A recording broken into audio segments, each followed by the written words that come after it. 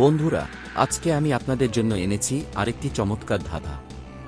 এই গল্পের শুরু হয় একজন বুদ্ধিমান রাজা এবং তার রাজ্যে আয়োজিত একটি প্রতিযোগিতার মাধ্যমে। রাজা ঘোষণা করলেন যে যারা তার ধাঁধার উত্তর দিতে পারবে তাদেরকে তিনি পুরস্কার দেবেন। ধাঁধাটি হল, 3 বন্ধু একটি অন্ধকার গুহায় আটকে গেছে। গুহার দরজায় একটি তালা দেওয়া এবং চাবি লুকানো আছে গুহার ভিতরে। তালা খুলতে হলে 3টি প্রশ্নের উত্তর দিতে হবে। প্রথম প্রশ্ন, যা বাতাসে উড়ে কিন্তু ডানার প্রয়োজন হয় না। দ্বিতীয় প্রশ্ন, যা শীতল করে কিন্তু বরফ নয়। তৃতীয় প্রশ্ন, যা শোনাও যায়, দেখাও যায়, কিন্তু ধরা যায় না।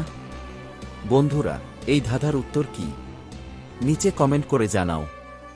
এই ধরনের আরও মজার ধাঁধা পেতে আমাদের চ্যানেলটি সাবস্ক্রাইব করতে ভুলবেন না। ধন্যবাদ।